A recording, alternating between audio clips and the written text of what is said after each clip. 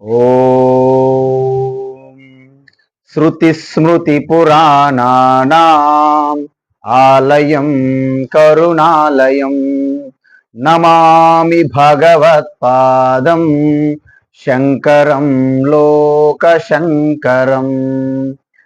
ఈశ్వరో గురురాత్మేతి మూర్తిభేద విభాగినే వ్యోమవద్వ్యాప్తదేహాయ దక్షిణామూర్తయే నమః. ఓం ఆత్మస్వరూప బంధుగణాః. ఆత్మబోధ ఇప్పటి వరకు మనము 52వ శ్లోకం కిందటి వారం చూసాము. అయితే భగవాన్ శంకరాచార్య ఏం చెప్తున్నారంటే, ఎప్పుడైతే మన ఆత్మస్వరూప తత్వం దాని యొక్క శ్రవణం చేసిన తరువాత మనకి అసలైనటువంటి జ్ఞానం అర్థమవుతుంది. ఏంటి? ఇంతవరకు మనము మన దృష్టి అంటే మన కళ్ళకి ఏదైతే కనిపిస్తుందో కనిపించేదంతా కూడా శాశ్వతము, సత్యం కాదు. అంటే కనిపించేది మీరు దృశ్యమంతా విడిచిపెడితే కనిపించిన సత్యాన్ని మనం చేరుకుంటాం. అందుకే కనిపించే దృశ్యాన్ని విడిచిపెట్టడానికి మనకంత తొందరగా అంత చిక్కదు, అంతు చిక్కదనమాట. నా కళ్ళతో చూశాను కదా అంటుంటాం. సత్యమని భ్రమ. వాస్తవానికి ఇంద్రియ గోచరమైనదంతా కూడా సత్యం కాదు, దృశ్యం. మరి సత్యం ఏమిటి? చూసేది సత్యం, చూడబడేది అసత్యం. అంటే చూడబడేది, ఇప్పుడు బుక్ ఉంది, పుస్తకం ఉంది, ఇది అసత్యమా అని మీరు అడగవచ్చు. అంటే ఇది అసత్యము కాదు, సత్యము కాదు, మరేంటి? రెండింటికి మధ్యలో ఉంది. ఇది కేవలం పేపరుగా ఉంది, దీన్ని పుస్తకం అన్నాము. పేపర్ కూడా కాదు, అది ఒక చెక్కకు సంబంధించినటువంటి మెటీరియల్. ఇక అలాగ వెనక్కి వెళ్తే చివరికి దానికంటూ ఒక ఉనికి ఉంటుంది. ఆ ఉనికి దగ్గరకు మనం చేరితే అది కేవలం ఉనికి రూపంగా ఉన్న ఈశ్వర తత్వంగా తేలుతుంది. అందుకే మనం ఈ గోడలు కానీ, ఇల్లు కానీ, శరీరం కానీ మనకు అలా కనిపిస్తాయి దృశ్యాలుగా. మైక్రోస్కోప్స్, టెలిస్కోప్, కొన్ని ఇన్స్ట్రుమెంట్స్ ఉన్నాయి. వాటిని అలా చూస్తే ఇవన్నీ మూవ్ అవుతున్నాయి. ఎలక్ట్రాన్, ప్రోటాన్, న్యూట్రాన్ అనేక రకమైనటువంటి సెల్స్ అనమాట, మూవింగ్. అంత కదులుతుంది, ఏది స్థిరంగా లేదు. మనకు అనిపిస్తుంది అలాగా స్థిరంగా నేను ఎక్కడే కొన్నాను ఫ్లాటు, ఎక్కడే వెంచరు అనుకుంటాం మనం. ఇదే స్థిరంగా లేనప్పుడు ఇంక ఇల్లు ఏం స్థిరంగా ఉంటుంది? మన అందరికీ తెలుసు, యావత్ భూమి అంతా కూడా తిరుగుతున్నది. తన చుట్టూ తాను తిరుగుతూ అలాగా సూర్యుని చుట్టూ తిరుగుతున్నాడు. అంటే మనం అనుకున్నట్టు వీళ్ళు బాల్ తిరిగినట్టు, ఈ ఫ్యాన్ తిరిగినట్టు తిరగట్లే. ఇంత విశాలమైనటువంటి భూమండలం, గ్రహము తిరిగినప్పుడు తిరుగుతున్నట్టు అనిపించదు. కాబట్టి మనం స్థిరంగా భూములు కొనుక్కుంటాం. అందుకే మనం కొనుక్కుంటాం, నాది భూమి అంటే భూమి నవ్వుతుంటదంట. నీ లాటలు ఎంతమందిని నేను చూశానులే అనుకుంటదంట భూమి. అంతే కదండి. ఎంతమంది రాజులు ఏమయ్యారు, ఎక్కడున్నారు? భూమిలో కలిసిపోయారు. కాబట్టి ఇదంతా కూడా ఏదైతే ప్రకృతి ప్రయాణిస్తుందో, ప్రకృతి నిత్యము ప్రయాణిస్తున్నది. ప్రకృతి అలాగ ప్రయాణిస్తున్నది. ప్రకృతి అంటే మీకు ఒకటి తెలియాలి. మన ముందు ఉన్నటువంటి జడ ప్రపంచము నుండి శరీరము, ఇంద్రియములు, మనస్సు, బుద్ధి, యావత్ ఈ వ్యక్తిత్వం అంతా కూడా ప్రకృతిలో భాగమే. దేవాలయం తీసుకున్న అది ప్రకృతిలో భాగమే. గృహంలో ఉన్నటువంటి ఆ ఒక మూర్తి కూడా ప్రకృతిలో భాగమే. అంటే సర్వం ప్రకృతి ప్రయాణిస్తుంది. ఎక్కడికి? నిశ్చలంగా చలించని, ప్రయాణించని ఆ యొక్క ఈశ్వరీయ తత్వం వైపు ప్రయాణిస్తున్నది. చూసారా? అందుకే మనం బయట ఎక్కడెక్కడో తిరిగి విశ్రాంతి కావాలా, ప్రశాంతంగా ఉండాలి, ఇంటికి వస్తే ఎంత హ్యాపీ అనిపిస్తుంది చెప్పండి. బయట మీరు తిరగండి, ఉదయం వెళ్ళి పగలంతా తిరిగి చివరికి అమ్మయ్య ఇంటికి వచ్చి ఇలా డోర్ లాక్ తీసి అంటే లోపల ప్రవేశించి కాళ్ళ చేతులు కడుక్కొని, మొహం కడుక్కొని ఇలా కూర్చొని ఒక గ్లాసు నీళ్ళు తాగితే అమ్మయ్య అనిపిస్తుంది. చూసారా? అంటే బయట మనం తిరిగి తిరిగి తిరిగి తిరిగి మన యొక్క జన్మస్థానం, మనం ఉండవలసిన స్థలానికి వస్తే మనకు అలా అనిపిస్తుందే. మరి యావత్ ప్రకృతి జన్మ జన్మాంతరాలు తిరిగి తిరిగి తిరిగి తిరిగి చివరికి మీ స్వరూప తత్వమైనటువంటి పరమాత్మలోకి మీరు చేరుకున్నప్పుడు మీకు కలిగే ఆనందమే బ్రహ్మానందము, అనంతమైన ఆనందము, అనంతమైన శాంతి. అదే అసలైనటువంటి భద్రత. మనం ఏమనుకుంటాము, నేను అన్ని సంపాదించి పెట్టుకున్నా నాకు భద్రత ఉన్నది, వాచ్మెన్ పెట్టుకున్న కాబట్టి నాకు భద్రత. అబ్బో, వాచ్మెన్ ఆపేస్తారు మొత్తం అందరినీ. లేకపోతే ఇంటి చుట్టూ గ్లాసెస్ పెట్టుకున్నాం, వైరింగ్ పెట్టుకున్నాం, లేకపోతే ఇన్సూరెన్స్ చేసుకున్నాం. ఇదిగో ఈ శరీరానికి ఇన్సూరెన్స్, ఎల్ఐసి, ఇవన్నీ మనం పెట్టుకుంటుంటాం. కానీ ఏ ఇన్సూరెన్స్ పాలసీలు కూడా మనల్ని ఆపలేవు టైం వచ్చినప్పుడు. అంటే అసలైనటువంటి భద్రత ఎక్కడున్నది? ఈశ్వరు. ఎందుకు? అది ఎప్పుడు నాశనం అయ్యేది కాదు, శాశ్వతం. అందువలన ఈశ్వర స్వరూప తత్వం అనేది మన జన్మస్థానం. మనం దాన్ని విడిచిపెట్టి మనము చూసారా, సమ్మక్క సారక్క జాతరలో తప్పిపోయిన చిన్నపిల్లల తిరుగుతున్నాం. మనం ఎప్పుడు చేరుకుంటామో మళ్ళీ మన ఇంటికి. ఈ విధంగా మనము అక్కడ పరమాత్మ నుండి తప్పిపోయి అనేక జన్మించడము, మరణించడము, పునరపి జననం, పునరపి మరణం, ఈ చక్రంలో తిరుగుతున్నాం. చక్రం నుంచి బయట పడాలంటే ఏం చెయ్యాలి?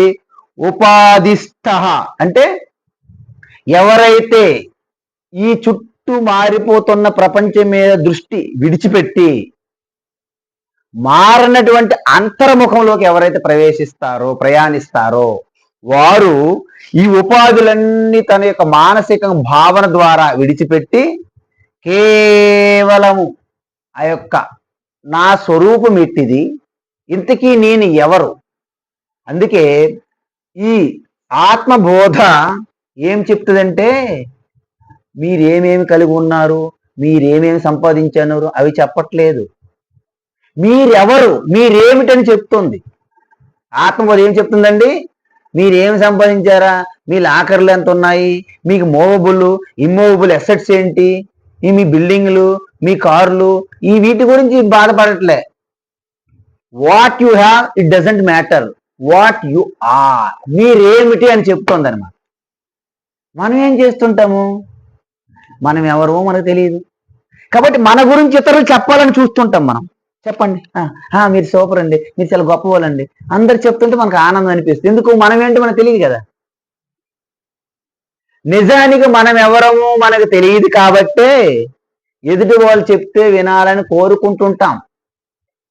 కానీ ఎంత బ్యాడ్ లక్ అంటే, ఎదుటి వారికి కూడా వాళ్ళెవరో వారికి తెలియదుగా, వాళ్ళు మన గురించి ఏం చెప్తారండి? చూసారు ఈ లాజిక్ ఎలా ఉంది?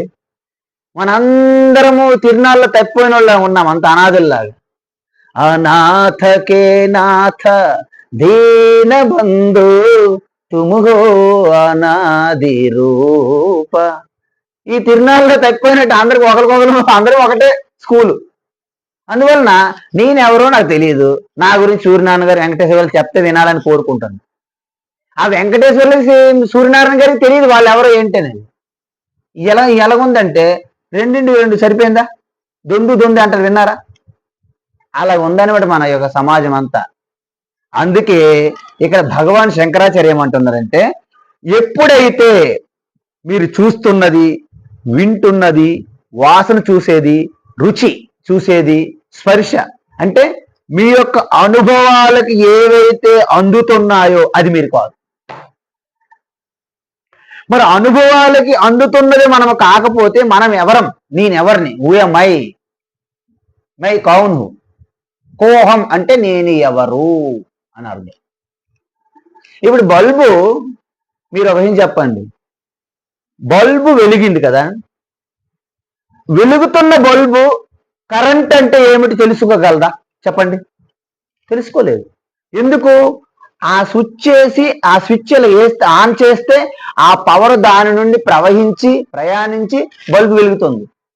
అదేవిధంగా వెలుగుతున్న బల్బు ఎలాగైతే విద్యుత్ శక్తిని అంటే కరెంటుని ఎలాగైతే తెలుసుకోలేదో, మాట్లాడుతున్న వాక్కు నా గురించి తెలుసుకోలేదు,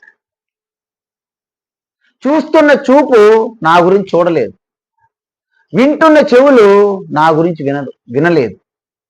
అందుకే ఋషులు ఏమంటున్నారంటే, ఈ చూస్తున్నది సత్యం కాదు, తాత్కాలికంగా విడిచిపెట్టు. వింటున్నది సత్యం కాదు, తాత్కాలికంగా విడిచిపెట్టు. అంటే యావత్ ప్రపంచం అంతా చూస్తున్నాను కదా, అది నేను సత్యం కాదా? కాదు. సో కళ్ళు మూయి, ఇంక చూడాల్సిన పని లేదు, ఎందుకంటే సత్యం కన్నా ఎందుకు చూడాలి అంటే, ఎప్పుడైతే ఈ ఇంద్రియములన్నింటినీ కూడా అంతర్ముఖంలోకి మీరు ఒక్కసారి అంతర్ముఖంగా చేస్తే, మనస్సు అంటే మనసు దేని గురించి అయితే చింతనం చేస్తుందో అది సత్యము కాదు, అంటే ఈశ్వర కాదు. సో మరి చింతన చేయడం ఎందుకండి ఈశ్వర కానప్పుడు? ఆపండి. బుద్ధి ఆలోచించినది ఏదైనా ఈశ్వర కాదు. అప్పుడు మీకు విషయం అర్థమవుతుంది. ఇవన్నీ మొట్టమొదట ఆరంభంలో ప్రయత్నపూర్వకంగా మీరు అలా చేస్తే లోపల అనాహత అనే ఒక శబ్దం ఉంటుంది. అంతర్శబ్దం అంటారు దాన్ని, ఇన్నర్ వాయిస్ అంటారు. మనకు నిజంగా ప్రతి ఒక్కరికి ఇన్నర్ వాయిస్ చెప్తుంటది, కానీ మనం సో మచ్ సో బిజీగా ఉంటాం కాబట్టి ఆ ఇన్నర్ వాయిస్ని వినేంత ఓపిక, అంత టైం మనకు లేదు. We are so busy. అప్పుడు ఆ ఇన్నర్ వాయిస్ నుంచి ప్రకటమైంది ఏదైతే ఉందో అది సత్యం. అందుకే దృశ్యవారితం అంటే, దృశ్యవారితం అంటే జస్ట్ గివ్ ఇట్ అప్. దృశ్య ప్రపంచాన్ని పక్కకి నెట్టే స్వాత్మ దర్శనం. రమణ మహర్షి ఏమన్నారంటే, దృశ్యవారితం స్వాత్మ దర్శనం ఈశ దర్శనం. ఏదైతే అన్ని కూడా మీరు నెగేట్ చేయగలరో, నిషేధించడానికి వీలు పడుతుందో అన్ని కూడా నిషేధించండి. ఒక్కొక్క సమయంలో మీరు నిషేధించడానికి వీలు కాదు. ఏం చెప్పనండి, అన్ని నిషేధించండి, పర్లేదు. ప్రపంచం ఓకే, దేవాలయం దేవుడు ఓకే, మన దేవుడు గదిలో పెట్టుకున్న దేవుడు కాదు, అసలైన దేవుడు కాదు అన్నారనుకోండి, నష్టమేం లేదు, పక్కన పెట్టండి. అంటే ఇవన్నీ కూడా కాదని పెడితే, పోనీ శరీరం నేనా? కాదు. మరి చూపు, చెవులు, ముక్కు, నోరు, ఇంద్రియములు కాదు. మనస్సు నేను కాదు, బుద్ధి నేను కాదు, అంటే ఏది నేను కాదు. కానీ ఒక్కటి మాత్రం మీరు నిషేధించలేరు, నెగేట్ చేయలేరు. ఏంటది? నేను ఉన్నాను అనే ఒక స్ఫురణ ఉంటుంది చూడండి. నేను లేనండి ఎవరైనా అనగలరండి? నేను లేను. నేను శూన్యం అని ఎవరైనా అంటారా? మీరు మాట్లాడకపోయినప్పటికీ నేను అనే స్ఫురణతో ఉంటాం. ఒక్కొక్కసారి మనకి కొన్ని ఆశ్చర్యమైన వండర్స్ జరుగుతుంటాయి, షాకులు. మాట రాదు, కానీ నేనున్నాననే ఒక స్ఫురణ మనకు ఉంటుంది. మాటలు రావు, షాక్ గురైనాం అనుకోండి, మాట రాదు, అలా చూస్తుంటారు. నేను ఆగిపోతాం, కానీ స్ఫురణ ఉంటుంది, నేను అనే స్ఫురణ విడిచిపెట్టము. అందువలన దానిని చేరుకునేటప్పుడు అంటే వ్యోమవత్ మునిహి అంటే ఏంటి? మొత్తం ఆకాశం వలె, ఎలాగైతే కుండలో ఉన్న ఆకాశము ఈ కుండకే పరిమితమై ఉన్నదనే భ్రమ ఉంటుంది. కుండ పగిలితే ఏమైందండి? దీని లోపల ఉన్న ఖాళీ ప్రదేశం ఏమైంది? బయట ఆకాశంతో ఏమైనా ప్రయాణించిందా? ప్రయాణించదు, అలాగ అనిపిస్తుంది మనకి. ఇదే విధంగా లోపల ఉన్న చిదానంద రూప శివ ఈ లోపల, అంటే ఇది కుండ లాంటిది, దీనికి నవరంధ్రాలు అంటారు కుండ. ఈ కుండ అందుకే బకెట్ తన్నేశారటండి అంటారు మా వాళ్ళు, కాలేజీలో అనేవాళ్ళం, కిక్ ద బకెట్ అనేవాళ్ళు. బకెట్ తన్నేశారంటే అలా అయినా, బకెట్ తన్నడం అంటే ఏంటంటే కుండ పగిలిపోయింది. చూసారా మన వాళ్ళు కుండ పట్టుకుని తిరుగుతారు చుట్టూ, టాక్కని విడిచిపోయి, అంటే కుండ పగిలిపోయింది చూసుకోండి అర్థం. కుండ అంటే ఈ శరీరం. అంటే ఎప్పుడైతే మన శరీరం లోపల ఉన్నటువంటి ఆ జ్యోతి చైతన్యం, ఇలాంటి వెలుగుతున్న జ్యోతి కాదు, చైతన్యమునకు కూడా జ్యోతి అంటారు. అందుకే జ్యోతి అంటే జ్ఞానము అని అర్థం అండి. అందుకే జ్ఞానాన్ని జ్యోతితో పోలుస్తారు, అజ్ఞానాన్ని చీకటితో పోలుస్తారు. చూసారా?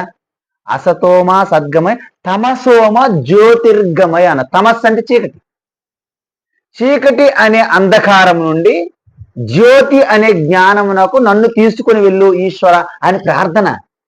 అవి చేయట్లేదు.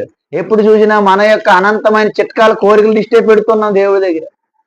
అవి ఎప్పటికీ తీరవు. అవి ఒక కోరిక తీరింది అనుకోండి, 100 కోరికలు రెడీగా ఉన్నాయి లైన్లో. ఈ జీవితంలో ఎప్పుడైనా కోరికలు తీరుతాయండి? ఎప్పటికీ తీరు. అందువలన అలాంటి ముని ఎప్పుడైతే ఈ ఉపాధులన్నీ విడిచిపెట్టి, అంటే ఈ జీవన్ముక్తుడుగా ఉన్నప్పుడే ఈ యొక్క శరీరముతో తాదాత్మ్యం, అభిమానం విడిచిపెట్టేశారు.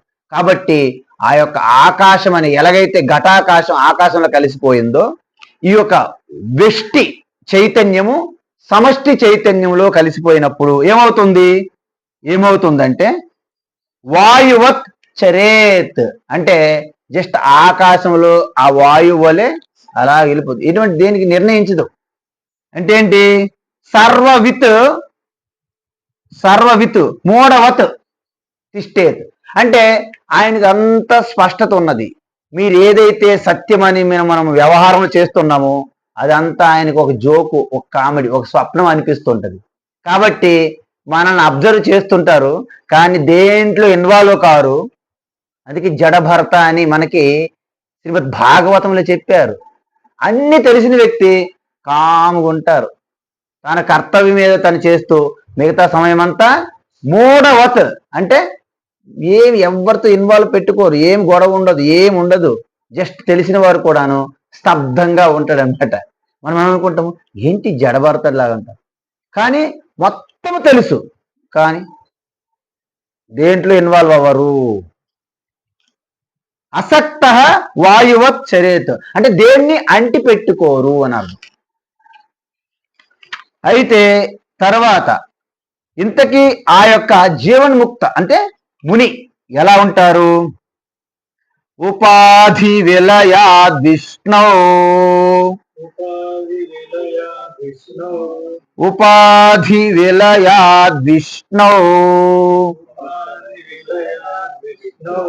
నిర్విశేషం విషేన్ ముని, నిర్విశేషం విషేన్ ముని జలే జలం వియద్వ్యోమ్ని, జలే జలం వియద్వ్యోమ్ని తేజస్తేజసి వా యథా, తేజస్తేజసి వా యథా. చూసారా? అంటే ఇప్పుడు మొత్తం ఉపాధి అంతటి మీద తాదాత్మ్యం విడిచిపెట్టేశాము, అభిమానం లేదు. నాకు స్పష్టంగా తెలుస్తుంది. నా కారు అన్నాను అనుకోండి, నా కారు అనేటప్పుడు నేను వేరు కారు వేరు అనే మీకు తెలుస్తుందా లేదు తేడా? నేనే కారు అని ఎవరైనా అనుకుంటున్నారా? అనుకోవట్లేదు కదండి. ఏమండి మీరు కారు మీద వచ్చారనుకోండి, నేనే కారు అనుకుంటున్నా. కారు మీద ఎవరో చిన్నపిల్లలు వెళ్తున్నారు, చిన్న కారు పడి అన్నాను, అమ్మయ్య అని మీరు అన్నారా? లేదు. అంటే కారు వేరు, కారు మీ కారు, రైట్? సో నా కారు అంటే నేను ఎలాగైతే కారు కాలేనో, ఇదేంటండి నా శరీరం. నా శరీరం అంటే నేను నా శరీరం అయిపోతున్నా, నా శరీరమా ఇది? నా శరీరము. చూసారా?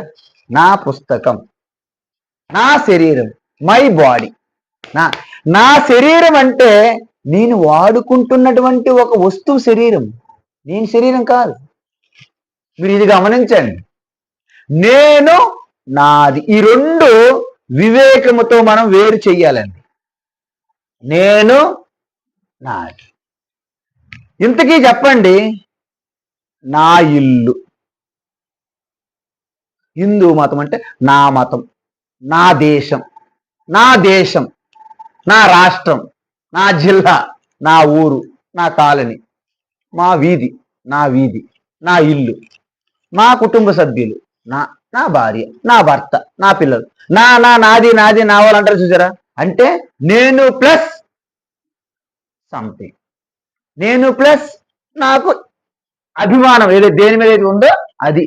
నాది వచ్చిందా? నాది ఎక్కడి వరకు వచ్చింది? శరీరము నాది, ఇది కూడా నాది. మరి ఇంద్రియములు నావి, మనస్సు, నా మనసు ఏమంటే నా మనసు ఏం బాగులేదండి. చూసారు, ఒక్కొక్కసారి మనం అంటాం నా మనసు ఇవ్వలేము. నా మనసు అంటారంటే మీరు మనస్సు కాదు. నా బుద్ధి అస్సలు పనిచేయడం లేదండి ఉదయం నుండి. నా బుద్ధి అంటే మీరు బుద్ధి కాదు. చూసారా, అంటే అలాగా నాది నాది నాది అంటున్నాం కానీ ఇంతకీ ఈ నా అనేది ఎవరు అంటే ఇక్కడ నేను అనేది 2 రకాలుగా ఉంది. దాన్ని మీరు పట్టుకుంటే ఈ సృష్టిలో ఇంకా మీకు తెలుసుకోవడానికి, సాధించడానికి, తెలుసుకోవడానికి, చేయడానికి ఏం మిగిలి ఉండదండి. అందుకే అది ఎవరైతే గట్టి పట్టుకున్నారో ఏమీ లేకుండా అలాగ ఏకాంతంలో నవ్వుతూ ఆనందంగా ఒక చిన్న కౌపీనం కట్టుకున్నారు, లేదా అవధూతలుగా ఏమి లేకుండా కూడా ఆనందంగా ఉన్నారు మన ఋషులు, యోగులు. శివటం అమ్మ అని ఒక అమ్మగారు ఉంటారు. ఆ అమ్మగారు అవధూత. అంటే మీరు అనుకోవచ్చు అవధూతలు అంటే అందరూ మగవాళ్ళే కదా అని భ్రమ ఉంటుంది మనకి. ఆడవాళ్ళు కూడా అవధూతలు ఉన్నారు, ఉండేవారు ఉన్నారు అంటున్నా. సో ఎప్పుడైతే నేను అనేది ఒకటి ఉందండి, అయితే స్వామీజీ మేము అందరూ కూడా నేను అంటున్నాం కదా, ఈ సమాజంలో ప్రతి ఒక్కరు నేనే అంటాడు. అత్యంత అజ్ఞాని కూడా నేనే అంటాడు. మరి ఋషి, యోగి, జ్ఞాని కూడా నేను అంటాడు. ఇంతకీ ఏ నేను? ఇక్కడ నేనంటే 2 నేనులు ఉన్నాయండి. ఆధార్ కార్డులో, రేషన్ కార్డులో, మీ రెజ్యూమ్లో ఉన్న డీటెయిల్స్ అంతా నేనే. అది ఒక నేను. అది డూప్లికేట్ అంటారు తెలుసండి, డూప్లికేట్. ఆ డూప్లికేట్ నేను అనేది అహంకారము. అంటే పరిచ్ఛిన్నంగా, అంటే మొత్తం వ్యాపించి ఉన్నటువంటి ఆకాశాన్ని ఈ కుండకే పరిమితం చేస్తే ఏమైంది? కుండాకాశం ఎలా అయ్యిందో, మొత్తం వ్యాపించి ఉన్నటువంటి ఈ సృష్టి అంతా వ్యాపించి ఉన్న చైతన్యం పేరు ఏంటండి? విష్ణు. వ్యాపకత్వ విష్ణు అని పేరు. అందువలన విష్ణు అనగా 4 చేతులు, చతుర్భుజి, శంకు, చక్రము, గద, పద్మధారి విష్ణు అన్నారనుకోండి, పప్పులు అడిగేసినట్టు అయింది. ఎందుకు? మొత్తం సృష్టి అంతా వ్యాపించి ఉంటేనే విష్ణు అని పేరు వచ్చింది ఆయనకి. మొత్తం సృష్టి అంతా అండపిండ బ్రహ్మాండం అంతా వ్యాపించి ఉన్నవానికి విష్ణు అన్నాం కదా. మనం ఏం చేస్తున్నాము? ఒక దేవుడి గది కట్టి అక్కడ 4 చేతులు ఉన్నటువంటి ఒక జెంటిల్మెన్ తీసుకొచ్చి నిలబెడుతున్నాం. నువ్వే విష్ణు అంటాను. నువ్వు విష్ణు అంటే తప్పు లేదు, అక్కడ దాని వెనక పరమార్థం ఉన్నది. కానీ విష్ణు అంటే ఏంటి అర్థం? విష్ణు సహస్రనామాలు చూసారా? విశ్వం విష్ణుర్వసత్కార. చూసారా? విశ్వం అంటే ఏంటి? విష్ణు. యావత్ విశ్వం అంతా వ్యాపించి ఉన్నదాన్ని ఏమనాలి? విష్ణు. కాబట్టి ఎప్పుడైతే మొత్తం ఈ విష్ణు ఈ మొత్తం వ్యాపించి ఉన్న విష్ణు అండి. అయితే మనం ఏం చేస్తున్నాము? ఈ వ్యాపించి ఉన్న విష్ణువు ఎలాగైతే ఇది కలిసిపోయిందో మన లోపల కూడా అదే విష్ణు ఈ శరీరం లోపల బంధించబడి ఉన్నది. ఈ శరీరం లోపల బంధించబడి ఉన్నటువంటి విష్ణుకి ఒక అహం అంటున్నాం. చూసారా? అంటే వ్యాపించి ఉన్న అహం పేరు విష్ణు అయితే ఈ శరీరానికే పరిమితమై ఉన్నాననే భ్రమలో ఉన్న విష్ణు పేరు అహంకార నేను. ఇప్పుడు ఏమైంది? పరిమితంగా కండిషన్స్ లో ఉన్నటువంటి ఈ నేను కండిషన్ తీసివేస్తే విష్ణు అవుతానన్నమాట. దేనివల్ల నేను పరిచ్ఛిన్నమైన విష్ణు అయ్యాను? పరిచ్ఛిన్నమైన విష్ణు అనంతమైన విష్ణు అందాం. అనంత పద్మనాభం ఉన్నారు కదా కేరళలో, అనంతమైన విష్ణు, పరిచ్ఛిన్న విష్ణు అందాం. 2 విష్ణే, 2 చైతన్యమే. కానీ అనంతమైన విష్ణు ఈ శరీరానికే పరిమితమై ఉన్నాడు అని అనుకున్నప్పుడు నేను నేను పలాయన వ్యక్తినండి, పలాయన తల్లిదండ్రులు, పలాయన రోజు పుట్టాను, నా బర్త్డే ఇది అంతా అన్ని సిట్ట మొత్తం రెజ్యూమ్ డీటెయిల్స్. కాబట్టి ఈ ఏదైతే ఈ శరీరానికి వెలిగిస్తున్న ప్రకాశిస్తున్నటువంటి, అంటే చూపులో వెనక చూపు, ఈ వినికిడి శక్తి వెనక వినికిడి శక్తిగా, ఈ ఆలోచన వెనక ఆలోచనగా, ఈ సంకల్పం వెనక సంకల్పంగా ఉన్నటువంటి ఆ శుద్ధ చైతన్య విష్ణునే. కానీ పరిచ్ఛిన్నమైన విష్ణుగా మనము తీసుకుంటున్నాము. పరిచ్ఛిన్నమైన విష్ణు పేరే నేను. యజమాని, ఇంటికి యజమాని నేను. ఇక నేననే యజమాని ఉన్నాడు. కానీ ఈ నేను అనే పరిచ్ఛిన్నము మనం కల్పించుకున్నదే గాని నిజానికి పరిచ్ఛిన్నత లేదు అంటున్నారు. ఇప్పుడు ఈ చుట్టూ ఉన్నటువంటి కుండ ఆకాశానికి పరిమితం చేస్తుందని భ్రమే తప్ప ఆకాశాన్ని పరిమితం చేయలేదు ఈ కుండ, అనుకుంటున్నాం. అదే విధంగా లోపల ఉన్నటువంటి విష్ణుకి ఈ శరీరం పరిచ్ఛిన్నము చెయ్యలేదు, కానీ మనం చేస్తున్నట్టు భ్రమిస్తున్నాము. అందుకే ఏమన్నారు? ఉపాధి విలయా విష్ణు. అందువలన ఏ ఉపాధి అంటే ఆత్మ చైతన్యకు సమీపంగా ఏదైతే ఉన్నదో, ఏమున్నది? బుద్ధి ఉన్నది, మనసు ఉన్నది, ఇంద్రియములు ఉన్నాయి, శరీరం ఉన్నది, ఇవన్నీ ఉన్నాయి కదా. వీటి ద్వారా ప్రకటన అవుతుంది విష్ణు. అందువలన ఈ పరిచ్ఛిన్నమైన విష్ణు ఎప్పుడు అనంతంగా అవుతుంది? ఉపాధి నుండి అలాగా దూరంగా జరగాలి. అంటే ఇప్పుడు మనం కట్ చేయాలా? కట్ చేయక్కర్లేదు, జ్ఞానము ద్వారా తెలుసుకుంటే చాలు. ఇప్పుడు ఈ లోపల ఉన్న ఆకాశము బయట ఆకాశంతో కలాలంటే దీన్ని పగలగొట్టాలా? పగలగొట్టాల్సిన అవసరం లేదు. ఇలా జ్ఞానం ఉంటే చాలు. ఓహో, కుండ ఆ లోపల ఉన్న ఆకాశం, ఇంతకీ ఆకాశం ముక్కలు చేయలేం కదా, భాగాలుగా లేదు కదా, ఒకటే అయి ఉన్నది అంటే ఆకాశంలోనే కుండ వచ్చింది. ఇప్పుడు కూడా చైతన్యం లోపల ఉంది, బయట కూడా అంతా చైతన్యం, విష్ణు వ్యాపించి ఉన్నాడు. ఇప్పుడు మీరు చెప్పండి, విష్ణుల్ని మీ శరీరం లోపల ఉన్నాడా? శరీరమే విష్ణులో ఉన్నదా? ఇది జ్ఞానం. ఇప్పుడు మీరు చెప్పండి, దీని ప్రకారంగా చెప్తారు. ఆకాశం అంతా వచ్చి కుండలో దాక్కుందా? కుండ ఆకాశంలో ఉందా? ఇప్పుడు మొత్తం సృష్టి అంతా వ్యాపించి ఉన్న చైతన్యం పేరు విష్ణు కదా. విష్ణుని మీ యొక్క శరీరం లోపల దాక్కున్నాడా? బంధించామా? లేకపోతే శరీరమే విష్ణులో ఉన్నదా? ఇది బ్రహ్మ విద్య, ఇదే బ్రహ్మజ్ఞానం. బ్రహ్మజ్ఞానం అంటే అమ్మో మాకు వేదాలు రావు, ఉపనిషత్తులు రావు, సంస్కృతం రాదు, మా ఎక్కడ జటలు పెంచుకొని గడ్డాలు పెంచుకొని హిమాలయాలు అడవుల్లో నదుల తీరాల్లో ఎక్కడో ఋషులు యోగులు ఉంటారు. ఈ భ్రమ బాగా పట్టించారు మొత్తం ప్రజల్లో, సమాజంలో. అందువలన మనం ఎప్పుడు చూసినా వీళ్ళు పూనకాలు వచ్చినాయని ఊగిపోతాం తప్ప ఏ జ్ఞానము మనకు ఉండదు. అంత అజ్ఞానంలో, మొత్తం అందరు అజ్ఞానంలో. వాడు ఎక్కడ నిజం చెప్పిస్తే ఎక్కడ భక్తులు రూపంలో దూరం అయిపోతారని ఇది నిజమని చెప్పి గురువులు కూడా అలాగే తయారయ్యారు. గురువులు కూడా పూనకాలు వస్తాయి ఈ మధ్యకాలం. ఎందుకంటే వాళ్ళకి మొత్తం మంద కావాలి కదా. ఈ కమాన్లో పెడతారు కదా గొర్రెలకి మేకలకి.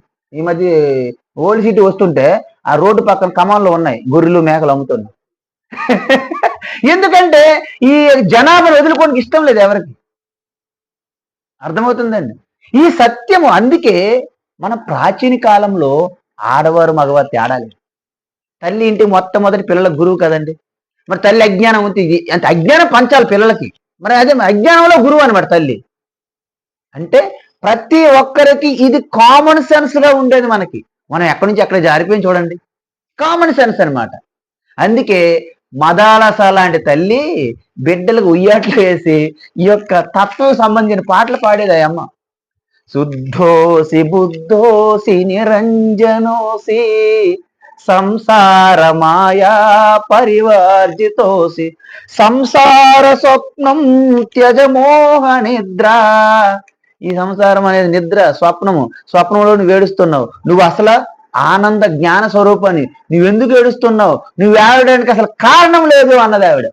ఉయ్యాట్లేసి పాటలు ఇవి. మన అజ్ఞానం పాటలు తప్ప ఒక్క మంచి పాట పాడం పిల్లలకు మనం ఉయ్యాట్లేసి. ఎవరైనా పాడారండి ఇలాగా? ఒక్కరు చెప్పండి మీరు. మన పిల్లలు కూడా పెద్ద జ్ఞానులు అవ్వాలంటే ఎలా అవుతారు? మన వాళ్ళు ఎప్పుడు కూడా కుంభకర్ణులా ఫాలో అవుతున్నారు. ఆ చిప్స్ గట్ట పక్కన పెట్టుకుంటారు, రిమోట్ పక్కన పెట్టుకుంటారు, సోఫా సెట్లు కూర్చుంటారు. 24 hours టీవీ రన్నింగ్ లో ఉంటుంది, ఎవరు ఆపరు. ఎందుకంటే ఎవరు ఆపాలో తెలియదు. మీరున్నా చూసినా చూడకపోయినా టీవీ రన్నింగ్ లో వెళ్తుంది. కొన్ని ఇంట్లోకి వెళ్తుంటాం, టీవీ అక్కడ ఎవరు ఉండరు, టీవీ మాత్రం రన్నింగ్. అలాంటి సమాజంలోకి మనం ఎంటర్ అయిపోయాం. కాబట్టి ఇక్కడ ఏమంటున్నారంటే ఉపాధి విలయాత్ అంటే ఉపాధిని ఎప్పుడైతే అభిమానం, నేను శరీరము అనే అభిమానం విడిచిపెట్టాలి. అంటే ఏంటి? ఎప్పుడైతే విలయాత్ అంటే దాంట్లో లయం అవ్వడం. దేంట్లో లయం అవుతుంది?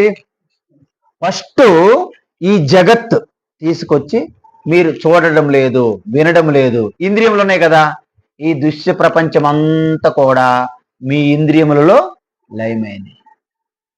ఇంద్రియములు వెళ్ళి మనస్సులో లయమైంది. మనస్సు బుద్ధి వెళ్ళి మీ హృదయస్థములో ఆ యొక్క ఎరుక స్ఫురణలో లయమైనది. అప్పుడు ఇవన్నీ లయమైపు నీవేం లేవు. అప్పుడు ఏమైంది? మీ లోపల ఉన్నటువంటి ఎరుకయే వ్యాపించి ఉన్నది. అంటే పరిమితులు, అద్దులు, అవధులు లేనటువంటి ఆ వ్యాపించి ఉన్న చైతన్యమే విష్ణు.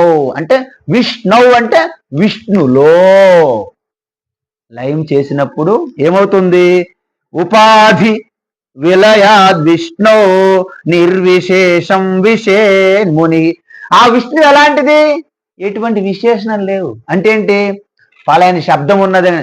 అశబ్దమస్పర్శమరూపమవ్యయం తథారసం నిత్యమగంధవచ్చయత్.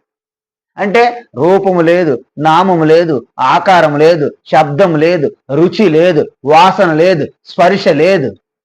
ఏముంటది? ఏమి లేదు. అంతే. ఆకాశం వల్ల వ్యాపించి ఉన్న విష్ణులో మొత్తం లయ అయిపోయింది. విషేత్ అంటే అందులో అబ్జర్వ్ అవ్వడం, ప్రవేశించడం.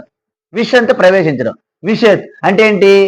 అహంకారం సంకుచిత భావంగా పరిమితమై ఉన్నటువంటి నేను ఆ వ్యాపకమైన నేనులో కలిసిపోయాను. కుండకే పరిమితమై ఉన్నటువంటి ఆ కుండాకాశం అనుకుంటున్నాం కదా, మహాకాశములో ఎలాగైతే లయమైనదో. అందుకే యథా నద్య అంటే ఏ విధంగా అయితే నదులు సముద్రంలో కలిసిపోతున్నాయో. సముద్రంలో కళ ఉందేంటి? ఇది గంగ, ఇది యమున, ఇది గోదావరి, ఇది కృష్ణ. మనం ఊరికే పోట్లాడతాం. గంగ గొప్పది, గంగ పవిత్ర జలం ఎందుకు దూరంగా ఉన్నది. రోజు గంగా నదికి వెళ్తే ఇప్పటికి అది కూడా గోదావరి కంటే దారుణం చేసేవాళ్ళు. అక్కడ ఆల్రెడీ చేసి పెట్టారులేండి, మనం వెళ్ళక్కర్లే. మన వాళ్ళు ఉన్నారు కదా, మన వాళ్ళే కదా అంతా పాడు చేయడానికి, నదులల్లా పాడు చేయడానికి ఉన్నారు మొత్తం యావత్ దేశం అంతా. కాబట్టి ఆ గంగా గోదావరి కృష్ణ ఊరికే పోట్లాట. ఎంతవరకు? సముద్రం వరకు. సముద్రంలో ప్రవేశించిన తర్వాత ఏమో సముద్రం లోపల నేను గంగ, నువ్వు గోదావరి, నువ్వు చిన్న నది పో అని అక్కడ సముద్రంలో ఏమైనా పోట్లాడుకుంటున్నాయా? సముద్రం కలిగిన తర్వాత ఏమైంది? గంగా లేదు, గోదావరి అంతా ఒక్కటే. అందుకే నువ్వు పొట్టిదానువు, నువ్వు పొడవుదానువు, నువ్వు లావుగున్నావు, నువ్వు సన్నగా ఉన్నావు, నువ్వు ఇవన్నీ నువ్వు పేదవాళ్ళు, నువ్వు పెద్దవాళ్ళు, వీడి అధికారము మొత్తం ఇవన్నీ కథలు ఎక్కడే. మన గాఢ నిద్రలోనే అంత ఒకటైపోయింది. ఇక ఏం మాట్లాడతాం మనం? ఆ విష్ణులో కలిసిన తర్వాత సర్వం విష్ణుమయం జగత్. అందుకే మన యొక్క దృష్టి కోణం మారిపోతుంది. ఏ ప్రపంచం అలాగే ఉంటుంది, మీరు మాత్రము మీ దృష్టి కోణము మారిపోతుంది. దృష్టిం జ్ఞానమయీం కృత్వా పశ్యేత్ విష్ణుమయం జగత్. ఎప్పుడైతే ఒక్కసారి ఈ తత్వజ్ఞానం మీకు ఆ జ్ఞాన నేత్రం. అందుకే ఈ జ్ఞాన నేత్రాన్ని మూడో నేత్రం అంటారు. మనోళ్ళు ఏం చేశారు? నేత్రం అనేసరికి మనకి ఈ కళ్ళే గుర్తొస్తాయి కదండి. నేత్రం అంటే ఎవరికి గుర్తు? నేత్రం అంటే ఎవరికైనా టేబుల్, గోడ ఏం గుర్తొస్తుందండి? నేత్రం అంటే ఏం గుర్తొస్తుంది? మన నేత్రాలు. మరి జ్ఞాన నేత్రం, మూడో నేత్రం అంటే ఏమొస్తుంది? అది కూడా ఒక నేత్రం అనుకుంటున్నారు మూడులు. అందుకే శివునికి ఏం చేస్తారు? ఇక్కడ కన్ను పెడతారు. ఎందుకంటే రెండు కన్నులు ఉన్నాయి కదండి, మధ్యలో పెట్టాలి. ఇంకెక్కడ పెట్టాలి? మరి వెనక పెడితే ఏం బాగుంటుంది? ఇక్కడ పెడతారు. అది కూడా మాంస నేత్రంగా భావిస్తున్నాం. తప్పు. మూడవ నేత్రం ఏంటి చెప్పనా? ఎప్పుడైతే మీరు అన్ని రెండు మాంసం నేత్రాలు ఎప్పుడైతే కప్పేశారో, వెనక్కి మరలించారో, నేనే ఆ యొక్క విష్ణు స్వరూప ఆత్మస్వరూప చైతన్యాన్ని అని ఆ నిష్టలో ఉండడమే జ్ఞాన నేత్రము అంటారు. మూడవ నేత్రం. ఆ నేత్రం వచ్చినప్పుడు ఏమైంది? ఈ భ్రమ మోహం అని దగ్ధమైపోయలేదా? దాన్నే మన్మద దహనం అంటారండి. అంటే ఇప్పుడు ఆజ్ఞాచక్రము శివుని యొక్క మూడో నేత్రం తెరిచాడు, మూడో నేత్రం మూసాడు. ఇవంతా టీవీలు పురాణాల కథలు బాగుంటాయి చెప్పడానికి చిన్నపిల్లలకి. చిన్నపిల్లలకి చెప్పడానికి అద్భుతంగా ఉంటది. ఆయన మూడో నేత్రం ఓపెన్ చేస్తారు, అలాగా వెంటనే అగ్ని వస్తుంది, దాన్ని ఎవరు కాయలేరు. చివరికి సముద్రం చూపెట్టేస్తారు, జలంధరుడు పుడతాడు అందులో నుంచి. పురాణాలు బాగుంటాయి చాలా చెప్పడానికి. వాస్తవానికి అదేం జరగదు.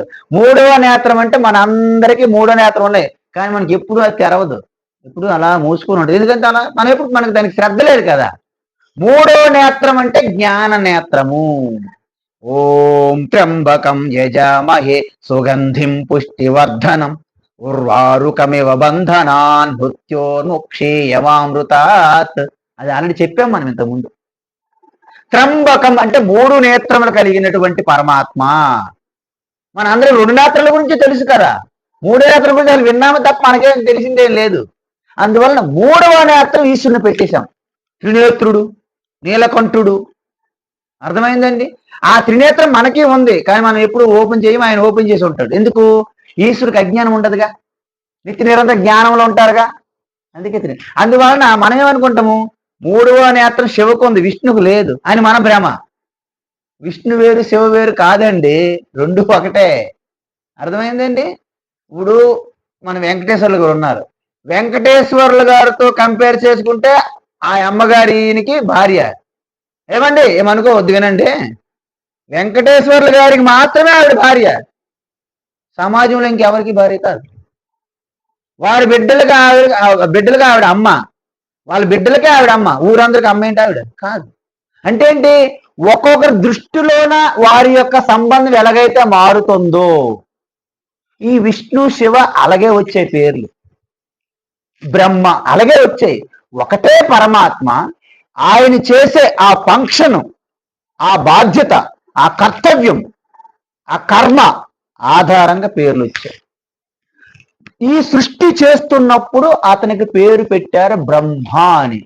అదే పరమాత్మ సృష్టిని పాలిస్తున్నప్పుడు, రక్షిస్తున్నప్పుడు ఆయన పేరే విష్ణు.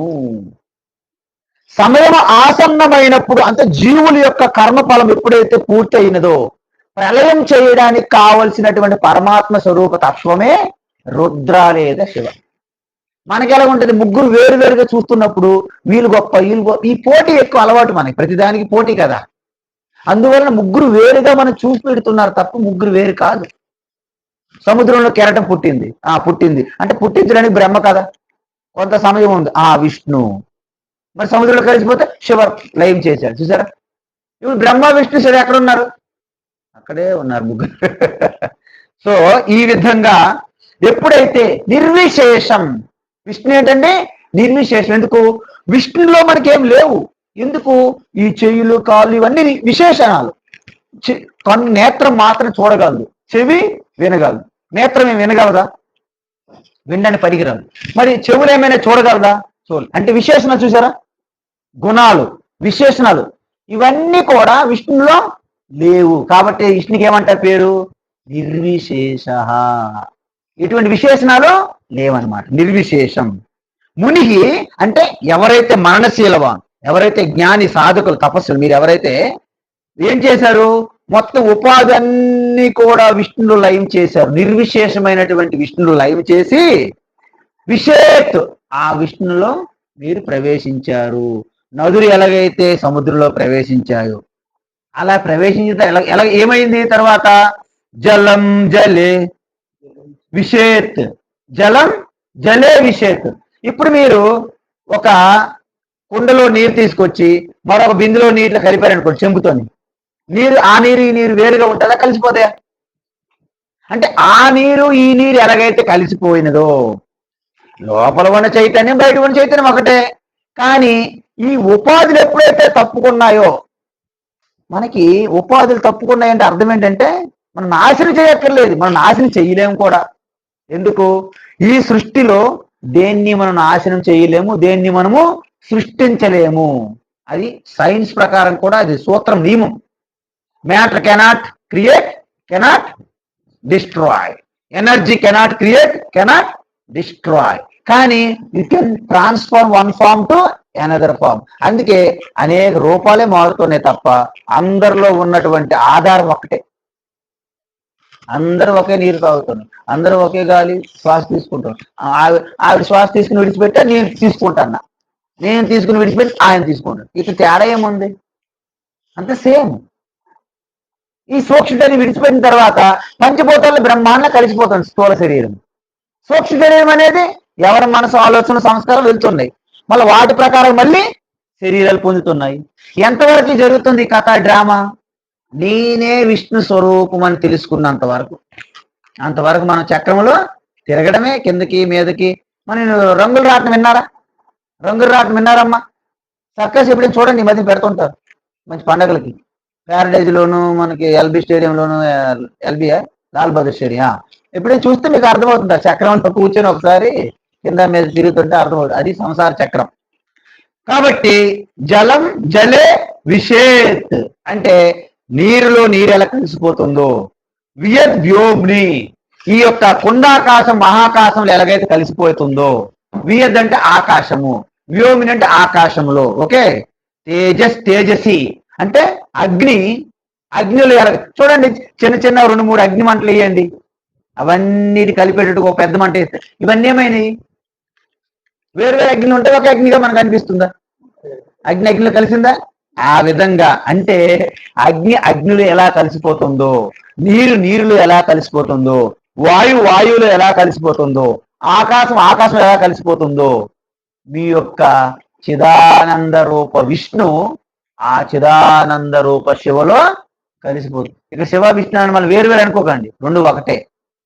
ఓకేనండి. ఈ విధంగా మన దీన్ని విదేహముక్తి అంటారు. ఏమంటారు? విదేహముక్తి. ఇప్పుడు మనకి శరీరం ఉన్నాం కదా, శరీరం ఉన్నప్పుడు మీకు ఒక చిన్న జ్ఞానం అవసరం.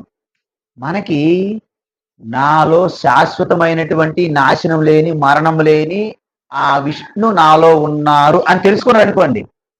అంటే మీ శరీరానికి కానీ, మీ ఇంద్రియాలకు కానీ, మనసుకు కానీ, బుద్ధికి కానీ ఏమి కలుగుతున్నా ఇది శాశ్వతం కావు, ఇవి తాత్కాలికమే అనే ఒక జ్ఞాన సామర్థ్యం మీలో ఉందనుకోండి, వాటిని తట్టుకోవడం తేలిక.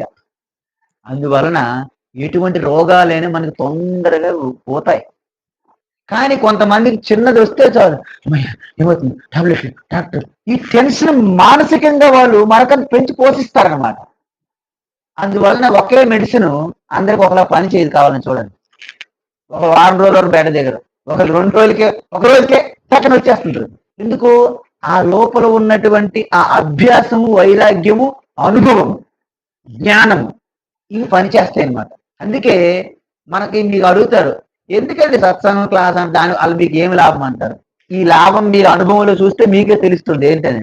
మనం ఎప్పుడు చూడం కదా, దాని పని దాందే, దీని పని దీందే. అంటే నెయ్యి ఎలాగైతే పాలులో కలవవో అలాగైపోతుంది మన బ్రతుకంతా. కాబట్టి ఈ తత్వం మీ జీవితంలో అన్వయించుకోవాలి. పలానా చదివాను విన్నానని చెప్పడానికి కాదు ఇక్కడ మీరు వచ్చింది, మీ జీవితంలో ప్రతి క్షణములో. ఎందుకంటే అన్ని మనం ఆలోచించిన మన ప్రణాళిక ప్రకారం జరగవు. కానీ ఏది జరుగుతున్నా మీ యోగ్యత ప్రకారము, మీ కర్మ, మీరు ఏదైతే కర్మ చేశారో ఆ కర్మకు అనుసారంగానే జరుగుతుంటాయి. అందుకే ఏది జరిగినా మన మంచికే అంటారు. ఇది మీరు ఎప్పుడో చిన్నప్పుడు చెప్పిన కథలు విన్నాం. అప్పుడు కూడా మనకు బాగా అనిపిస్తుంది. ఇద్దరు వెళ్తున్నారు, ఒకరికి ఏమో చిన్న బైక్ యాక్సిడెంట్ అయింది, ఇంకొక అతను అన్నాడు మన మంచిగా అన్నాడు. ఆయన కోపం అయిపోయాడు. కానీ బైక్ యాక్సిడెంట్ అయిపోయి అక్కడ ఆగిపోయారు వాళ్ళు, చిన్న యాక్సిడెంట్ అయింది. ఆయనకంటే ముందు గాబరగా వెళ్తున్న వ్యక్తి లారీ యాక్సిడెంట్ అయి పోయారు, మొత్తం నదిలో కొట్టుకుపోయారు. అంటే ఈయన కూడా పోయేవాడు, చిన్న బైక్ యాక్సిడెంట్ కూడా ఇక్కడ ఆగిపోయాడు, మన మంచిగా అన్నాడు. చూసారా, మంచిగా అయింది కదా, లేకపోతే ఏమయ్యేది, నదిలో కొట్టుకుపోయాడు. అంటే ప్రతిది కూడా మీరు ఆలోచన చూస్తే మన కర్మకు అనుసారంగానే మనకు రిజల్ట్ వస్తున్నది. అందువలన యావత్ సృష్టి కూడా 2 విధాలుగా పనిచేస్తుంది. మనం ప్రయత్నించి వివేకముతో మంచిని చూసుకొని చేస్తుండాలి. అందుకే ధర్మము అధర్మము, మంచి చెడు, ఈ వివేక బుద్ధి మనకి ఇచ్చారు. అది మీరు చూసుకొని ఎప్పుడైతే మీరు ప్రయత్నిస్తారో వారి ఈశ్వరు అనుగ్రహం ఉంటుంది. అంటే అంత ఈశ్వరుని వదిలేయడము, నేను నా వల్ల ఏమవుతుందండి, అంత నా రాత, బ్రహ్మ రాత, అదో మూర్ఖత్వం. కొంతమంది అంటారు ఈశ్వరుడే దేవుడు, నేను చేశాను మొత్తం, అది అహంకారం. నీ వల్ల ఏమి జరగదు, నీ వల్ల ఏం పంచభూతములు ఏమి పని చేయట్లేదు, నీ వల్లే వాతావరణం ఏమి చేయట్లేదు. నువ్వు పంట వేస్తావు, మొత్తం తుఫాను వచ్చి కొట్టుకుని ఏం చేస్తావు, నేను చేశాను పంట, నీ పంటలో అవుట్. ప్రతి ఒక్కటి కూడా మన ప్రయత్నము ప్లస్ ఈశ్వర అనుగ్రహం, ఈ 2 ప్రకారంగా జరుగుతాయమ్మా. మన పిల్లలు ఉన్నారు కదా, వాళ్ళకి పెళ్ళిళ్ళు చేస్తామని భ్రమపడిపోతాం మనం. మీరు పెళ్ళిళ్ళు చేయలేదు, మీరు ప్రయత్నం పెట్టారు అంతే, అంతవరకు మీ చేతులు ఉంటుంది. అది అవ్వాలో వద్దని మన ఈశ్వర అనుగ్రహం మాకు తోడుండాలి. లేకపోతే మీకు తెలుసు కదా, ఎన్ని విషయాలు ఇక జస్ట్ కట్టే ముందు కూడా అయిపోయినది లేదా, చూడట్లేదా? అంటే మన ప్రయత్నము ప్లస్ ఈశ్వరుడు, ఇది మీరు గుర్తుపెట్టుకుంటే మీకు ఎక్కడ అహంకారం రాదు. అలాగని అంతా దేవుడే చూసుకుంటానే భ్రమ కూడా మీకు ఉండదు. మన ప్రయత్నం మనం చేసుకుంటూ ఉంటామో ఈశ్వర అనుగ్రహం మీకు ఎల్లప్పుడూ ఉంటుంది. రెండిట్లో ఒకటి పని చేయదండి, అది మీరు గమనించాలి. ఈ రెండు కూడా శివశక్తి లాగా అవి ఎప్పుడు కలిసే ఉంటాయి. ఈ విధంగా ఏదైతే ఆ యొక్క జలం జలములోను, అదేవిధంగా ఆకాశం ఆకాశములోను, అదేవిధంగా అగ్ని అగ్నిలో ఎలాగైతే కలిసిపోతుందో ఈ చిదానంద రూప అంటే ఇంతవరకు నేను పరిచ్ఛిన్నముగా ఉన్నటువంటి అహం నేను అనంతమైన అహంలో కలిసిపోతుంది అని చెప్తారు. యదృష్ట్వా నాపరం దృశ్యం, ఇంకా శ్లోకమా?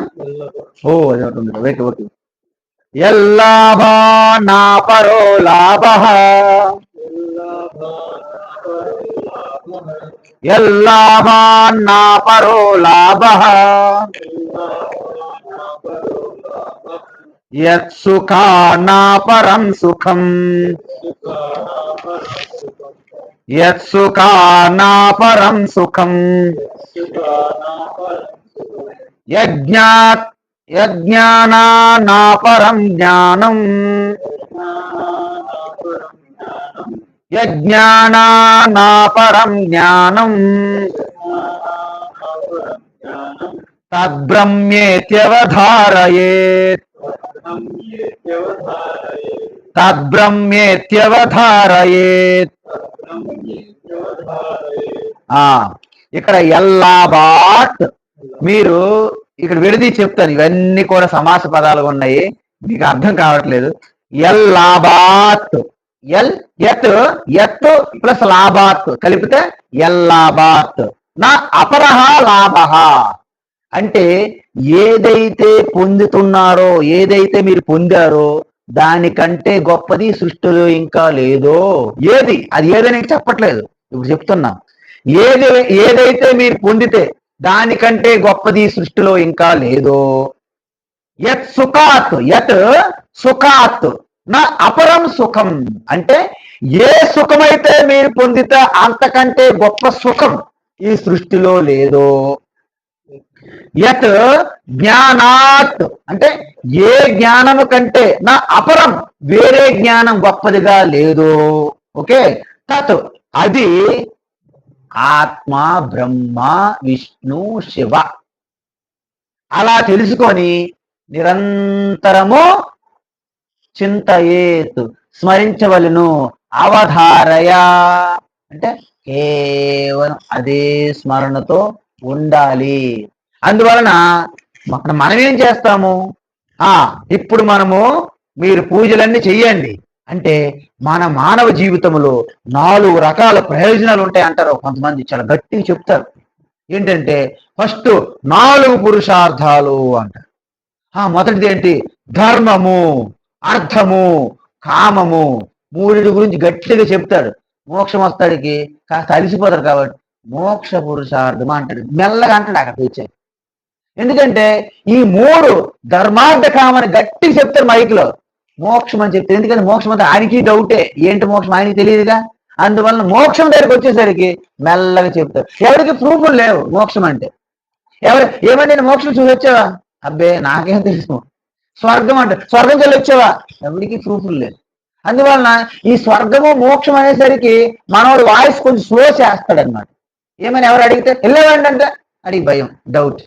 అందువలన 4 పురుషార్థాలు అంటారు కదండి. పురుషార్థం అంటే ఏంటంటే పురుషేణ అద్యతే ఇది పురుషార్థ అంటే దేనికోసం మనం ప్రయత్నించి పొందుతామో, ప్రయత్నించి బాగా ప్రయత్నం చేసి చేసి చేసి పొందుతామో దాన్ని పురుషార్థ అంటారు. అందువలన జనరల్గా మనం చూడండి, ప్రతి ఒక్కరు ఇప్పుడు ఇంత ఒకరినొకరు చంపుకుంటున్నారు, కొట్టుకుంటున్నారు. అన్నదమ్ములు, అక్క చెల్లుళ్ళు, తల్లిదండ్రులు, బిడ్డలు కోర్టులకు వెళ్తున్నారు. దేనికోసమండి, డబ్బు కోసమే, ధనం కోసమే కదా.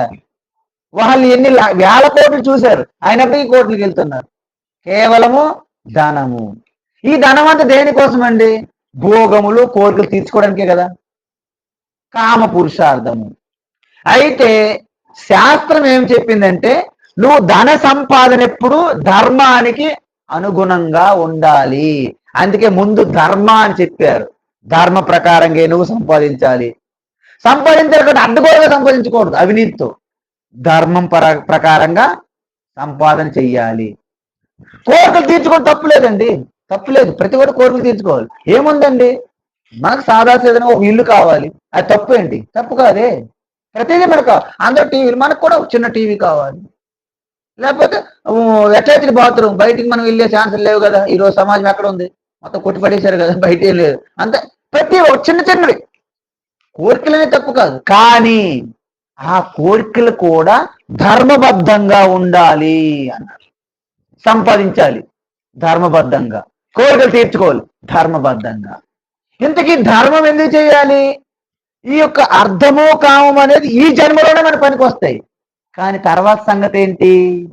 తర్వాత జన్మ మళ్ళీ నువ్వు పొందితే అక్కడికి ఈ డబ్బులు ఇవి పనికిరావండి. కరెన్సీ మారిపోయింది. అమెరికా వెళ్ళారనుకోండి, ఈ డబ్బులు పనికి వస్తాయండి? పనికి వస్తాయా? ఏం చేయాలి మనం?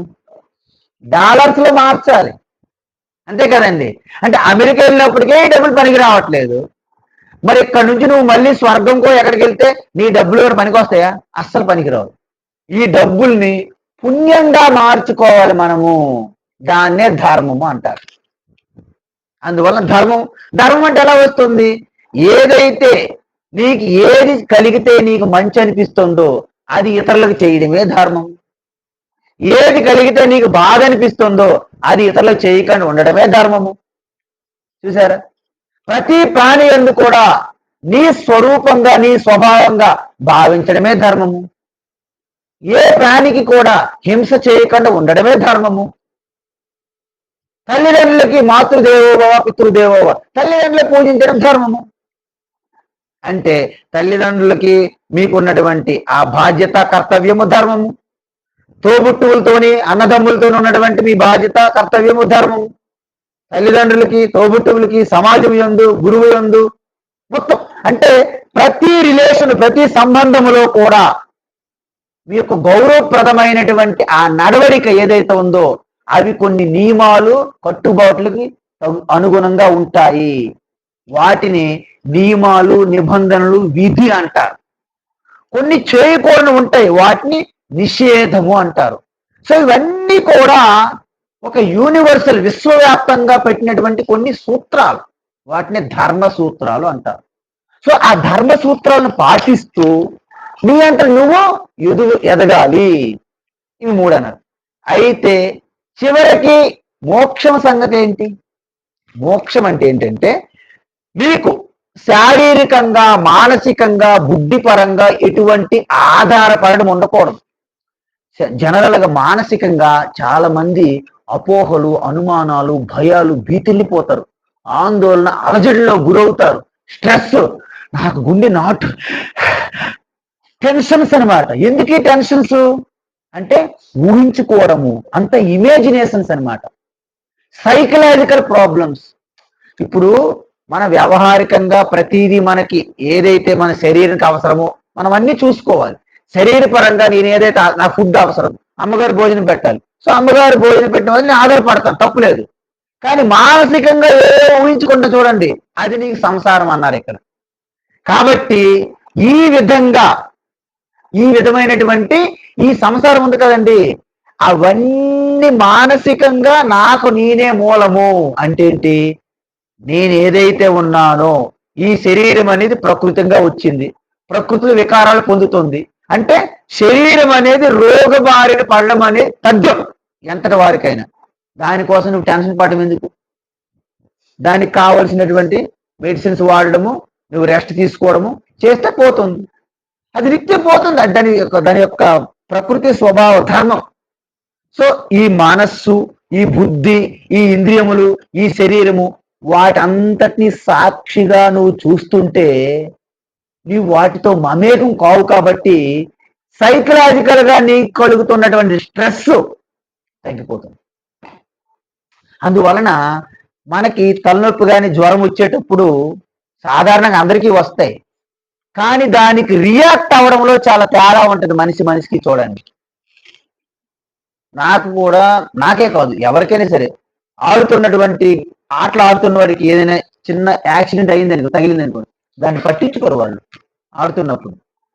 ఆట అయిపోతే తెలుస్తుంది దాని బాధ ఏంటి, అది వేరే విషయం. అదే విషయంగా మాకు కూడా సత్సంగంకి వెళ్ళేటప్పుడు ఒక్కోసారి తలనొప్పి వస్తాయి, ఎండకలాగా సంథింగ్ ఏదో సంథింగ్ బ్యాలెన్స్ తప్పి దానికి టెన్షన్ పడము. కాసేపు అలాగా ఊరికే అలాగ దానికి ఓకే వచ్చావా, ఎండకు వచ్చావా, ఓకే, ఎంత టైం ఉంటుంది ఇష్టమే. ఎందుకంటే చుట్టం వచ్చినట్టే అది వెళ్ళిపోద్ది, నాకు ముందే తెలిసిపోద్ది కదా, నాకు ముందే తెలిసిపోద్ది.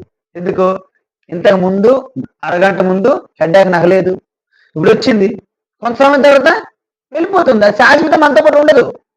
కాబట్టి ఆ విధంగా నేను చూస్తే తలనొప్పి వెళ్ళిపోతుంది. సత్సంగంలో కూర్చుంటే 2 గంటలు కూర్చొని చెప్తాం, ఇప్పుడు హెడ్ఏక్లు ఏమీ లేదు, మర్చిపోయాం.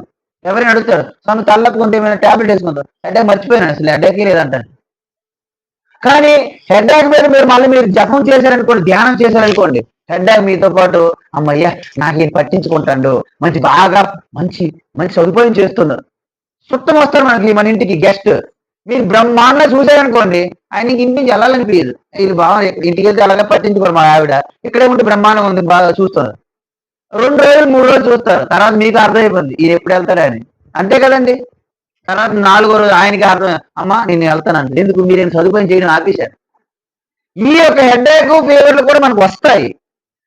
Fever, okay thank you, how long you will be there. ఈయన ఇలా అడుగుతున్నాడు, ఈయన దగ్గర ఉండడమే వేస్ట్ అని అప్పటికప్పుడే దానికి సిగ్గుపడుతున్నాడు జ్వరానికి. అమ్మాయి ఈయన దగ్గర ఉండకూడదు ఎక్కువగా. 2 రోజులకే మొత్తం మీద నుంచి వెళ్ళిపోతుంది అనమాట. నెక్స్ట్ వెతుక్కుంటది, ఎవరు రామయ్యమ్మ లక్ష్మి ఎవరు ఉంటారు కదా పెంచి పోషించిన వాళ్ళు. అందుకే పథ్యం జరిగితే పాత జ్వరం మేలు అని అన్నారు, విన్నారు ఎప్పుడైనా ఇది? జ్వరం చాలా మేలు, ఎందుకంటే అంత బాగా చూసుకుంటారు ఇంట్లో అందరూ. ఆయన జ్వరం నుంచి బయట పడాలనుకోలేదు వాళ్ళకి, ఎప్పుడు చూసినా గడ్డ ఎక్కితే కంబలు కప్పుకుంటారు. ఎందుకంటే బ్రహ్మాండం చూస్తారు, వేడి నీళ్ళు పెడతారు, మంచి ఫుడ్ పెడుతున్నారు, అంతే. ఇంక టైం అన్నీ వచ్చేస్తాయి, జ్వరంలో ఉండాలనుకుంటారు కొంతమంది. కాబట్టి ఇవన్నీ కూడా మనము సాక్షిగా మీరు దూరంగా చూడగలుగుతున్నారా? ఎప్పుడు చూస్తారు? నేను నిజంగా ఈ శరీరం కాదు కాబట్టి శరీరానికి వచ్చిన జ్వరం నాకు రాలేదు, అది మీ ధైర్యం. మరి దేనికి వచ్చింది? శరీరానికి వచ్చింది. కారుకి ఏమైనా రిపేర్ వచ్చింది, షెడ్ తీసుకెళ్తాం, షెడ్ కారుతో పాటు నేను కూడా కూర్చొని నాకు కూడా సర్వీసింగ్ చేయాలంటారేంటి? అంటే కారు షెడ్ లో కూర్చొని మీకు సర్వీసింగ్ ఎలాగే చేయట్లేదో శరీరానికి తీసుకుంటే ట్రీట్మెంట్, మీకు కాదు. అందుకే డాక్టర్ కూడా ఆయన మీ శరీరంతో చూస్తాడు తప్ప మీరు ఎలాగున్నారా, మీ మనస్సు మీ బుద్ధి ఏమి పట్టించుకుంటండి. ఈ రోజుల్లో డాక్టర్ మీ వైపు చూడడం లేదు కూడా. ఆ డయాగ్నోస్టిక్ సెంటర్ రిపోర్ట్ వస్తుంది, చూసుకుంటాడు, ఏమంటే మా వైపు మీ వైపు అసలు పని లేదు డాక్టర్కి, అంతే. అందుకే మీకు శరీర పరంగానే డాక్టర్లు మెడిసిన్, మానసికంగా అయితే మళ్ళీ ఇక్కడ రావాల్సింది, సత్సంగం రావాల్సిందే. అందుకే మా వద్దకి చాలా మంది సైకలాజికల్ ప్రాబ్లం చాలా మంది వస్తుంటారు, మీకు తెలుసో లేదో కానీ. అనవసరంగా డబ్బులు పోసేస్తుంటారు. ఆ సైకియాట్రిస్ట్ దగ్గరికి వెళ్ళామండి, ఆయన గంటకి ఎంత తీసుకున్నాడు, గంటకి ఎంత తీసుకున్నాడు, తీసుకుంటారు. మరి మేము ఫ్రీ కదా, భగవద్గీత ఫ్రీ ఉంది, ఎవరు రారు. డబ్బులు కట్టమంటే బ్రహ్మాండ లైన్ కట్టేస్తాం మనం.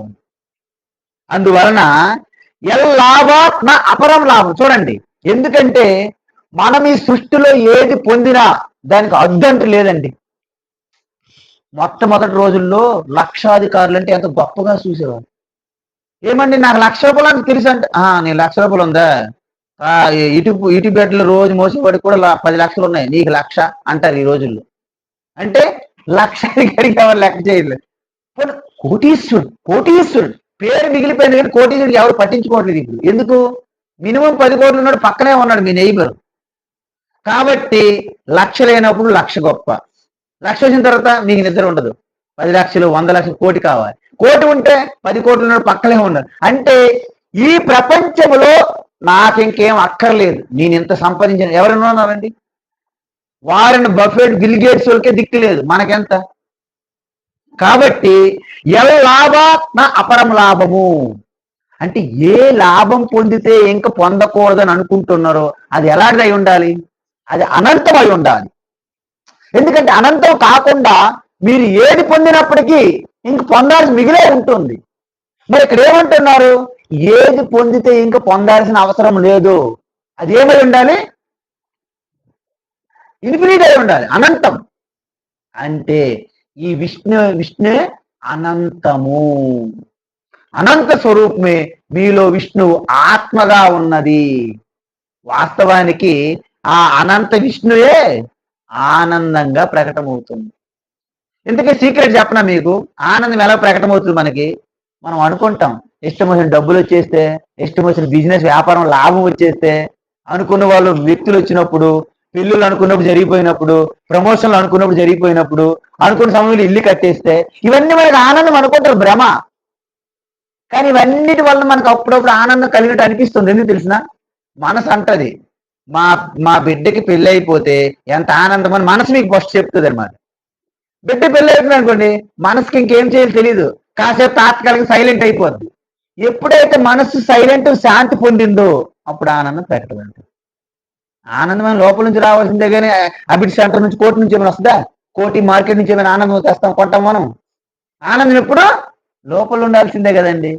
అంటే మనసు ఎప్పుడైతే ప్రశాంతత పొందుతుందో అప్పుడు ఆనందం. అందుకే మన గాఢ నిద్రలో మనసు ఎలా ఉంటుందండి? అందరికీ ఎలా ఉంటుందమ్మా?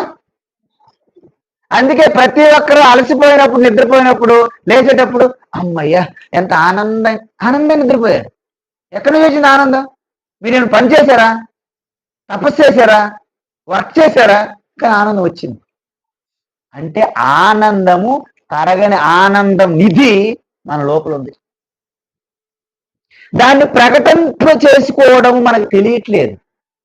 అందుకే మీ మీద కరుణ, ప్రేమ ఈశ్వరికి, అందుకే అప్పుడప్పుడు టేస్ట్ శాంపుల్ వదులుతున్నారు గాఢ నిద్రలో మనకి, అయినా మనం గుర్తించట్లేదు. ఎంత అలసిపోయిన వ్యక్తి పడుకున్న తర్వాత ఎంత రిఫ్రెష్ అయ్యి వస్తున్నారండి? ఎక్కడి నుంచి వస్తుందండి ఆ శక్తి, ఆ ఆనందం? అంటే మీరే ఆనంద స్వరూపులు. అది పొందడం అంటే ఎప్పుడైతే మనస్సు, ఇంద్రియములు బయటికి లాగడం, వెళ్ళడం, బహిర్ముఖం ఎప్పుడైతే ఆపేశారో లోపల ఉన్నటువంటి లలిత శక్తి ఆనందంగా ప్రకటమవుతుంది. అంతర్ముఖ సమారాధ్య బహిర్ముఖ సుదుర్లభ. విన్నారండి లలిత సహస్రనామాలు? ఏమా ఆడవారు మీరు ఎవరు చదవట్లేదా లలిత సహస్రనామాలు? అంతర్ముఖ సమారాధ్య బహిర్ముఖ సుదుర్లభ. లలిత సహస్రనామాలు చూడండి, అందులో ఉంటది. అందువలన ఈ బహిర్ముఖత్వం ఎప్పుడైతే విడిచిపెడతారో అంతర్ముఖంలో లలితా శక్తి ప్రకటమవుతుంది. ఆ లలితాదేవి అనంతమైన ఆనంద స్వరూపిణి. ఒక్కసారి దాన్ని ట్యాప్ చేసామంటే మీరు ఆనందంలో మునిగిపోతారు. ఎలా గులాబ్ జామ్ ఎలాగైతే ముంచితో బాగా ఆ స్వీట్ ద్రావణం ఎలాగ పట్టేస్తుందో మీరు ఆనందంలో ఉంటారు. ఇంక మీకు ఇలాంటి క్షణికమైనటువంటి ప్రాపంచ విషయానందాలు ఎందుకు? మీరు బ్రహ్మానందంలో ఉంటారు. అందుకే ఏది పొందితే దానికంటే గొప్పది బయట లేదు. యత్ సుఖాత్ నా అపరం సుఖం. ఎటువంటి సుఖం అంటే పరమ సుఖం. ఆ ఆత్మ సుఖం కనుక ఒక్కసారి మీరు టచ్ చేస్తే దానికంటే గొప్ప సుఖం బయట లేదని తెలిసిపోతుంది. బయటవన్నీ కూడా ప్రాపంచిక, క్షణికమైన, తాత్కాలిక సుఖాలు. పర్మనెంట్. మీకు ఏదో ఒక సమయంలో, ఏదో ప్రదేశంలో సుఖం కావాలా? అన్ని కాలాల్లోనూ, అన్ని ప్రదేశాల్లోనూ కూడా సుఖం కావాలా? చెప్పండి. అన్ని కాలాల్లోనూ, అన్ని ప్రదేశాలను సుఖం కావాలి. అది కేవలం ఆత్మసుఖమే. మరి ఆత్మసుఖం అంటే ఏంటి? ఆత్మ ప్లస్ అనేకమైనటువంటి చిక్కులు అంటుకొని ఉన్నాయి, ఒక్కొక్కరిని విడిచిపెట్టడమే ఆత్మసుఖాన్ని చేరుకోవడము. యజ్ఞానాన్ నా అపరం లాభం.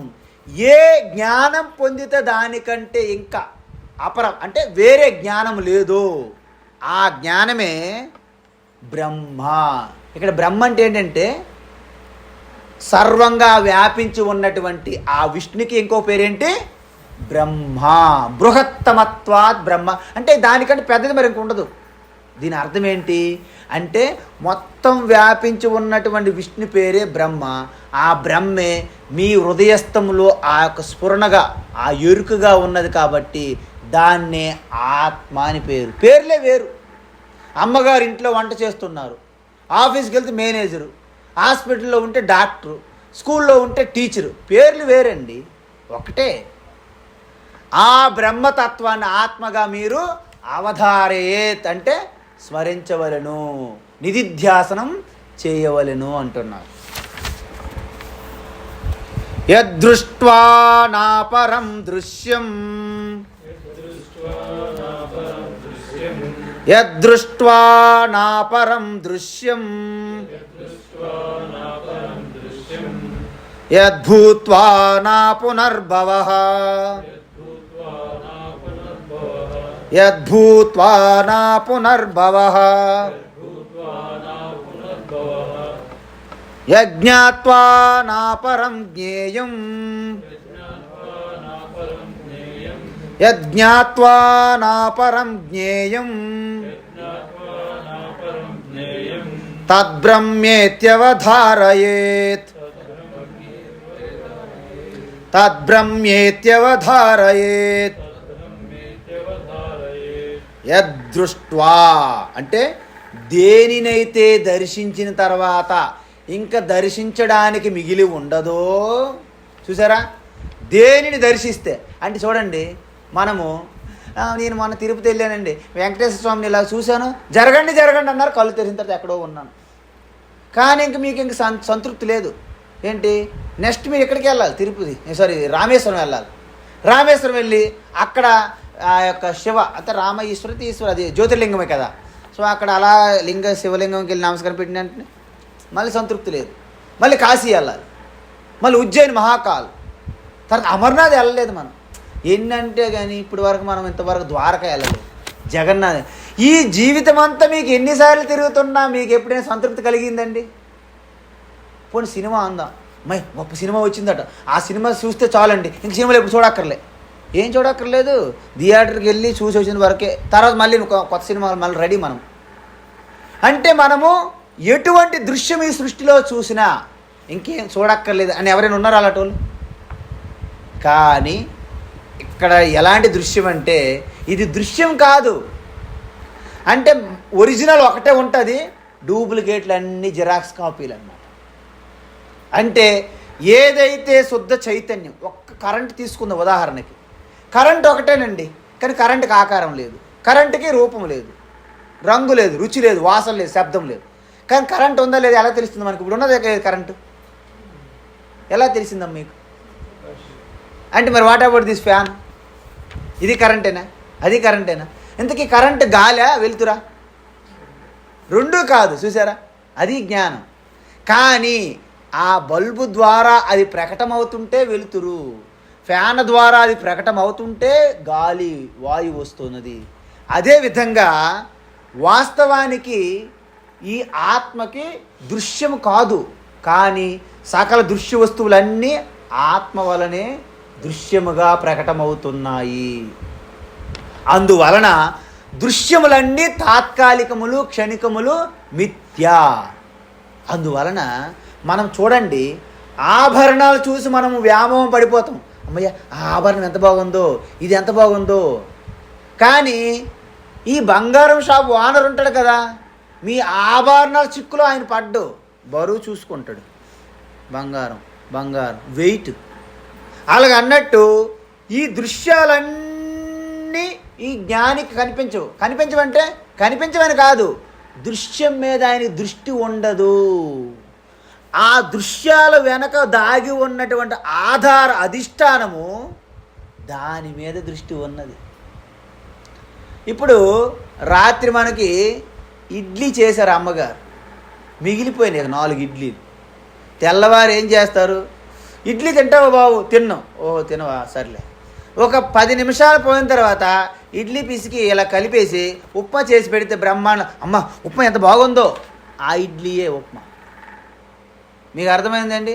ఉప్మా బ్రహ్మాండం చేసింది అమ్మ అనుకొని ఆ ఉప్మా తిని సరిపోతుంది స్కూల్కి. ఆయన అమ్మగారికి తెలుసు నువ్వు ఇడ్లీ అంటే తినవని నాకు తెలుసు, అందుకే ఉప్మా చేసా అంటారు, అదే ఇడ్లీతో.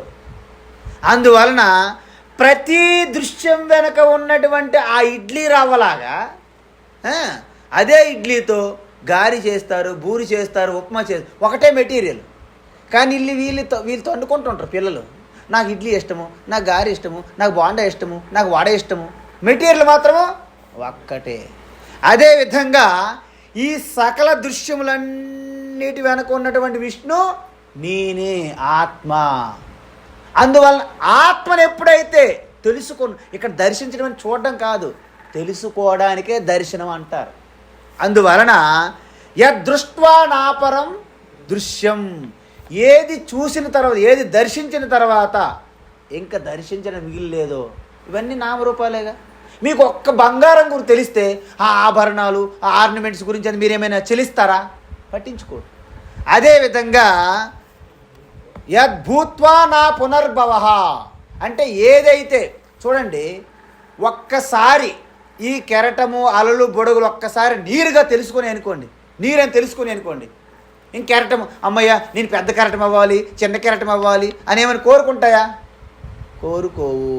అంటే యద్భూత్వ, ఏదైతే మీరు పొందిన తర్వాత ఇంకా పొందాలని ఉండదో, దేనిగా మీరు తెలుసుకున్న తర్వాత ఇంకా తెలుసుకోనికి ఉండదో అంటే అర్థమేంటి?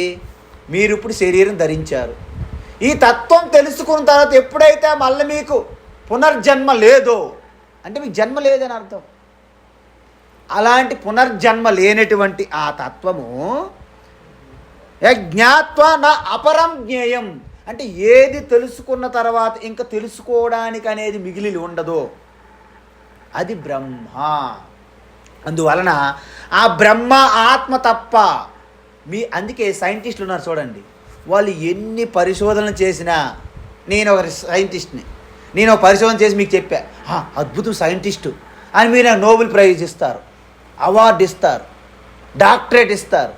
10 సంవత్సరాల తర్వాత ఆయన చెప్పాడు కదండి స్వామి అది తప్పండి ఇది కరెక్ట్ అంటాడు ఇంకో వెంకటేశ్వర్లు వచ్చి, బస్ చాలా బాగా చెప్పారు, ఆయనకి అవార్డు ఇస్తారు, ఆయనకి రివార్డు ఇస్తారు, ఆయనకి డాక్టరేట్ ఇస్తారు.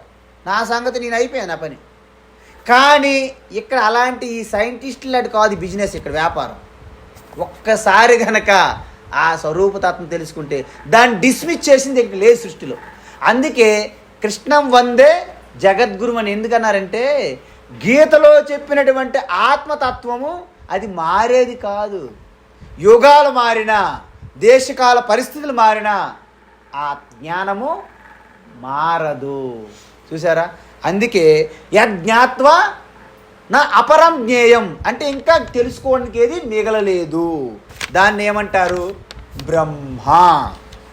ఈ విధంగా అవధారయేత్. తిర్యగోర్ధ్వమదః మదః పూర్ణం, తిర్యగోర్ధ్వమదః పూర్ణం. అంతేనా? తిర్యగ్ ఊర్ధ్వ. ఓకే. సచ్చిదానందమద్వయం, సచ్చిదానందమద్వయం అనంతం నిత్యమేకం యత్, అనంతం నిత్యమేకం యత్ తద్బ్రహ్మేత్యవధారయేత్,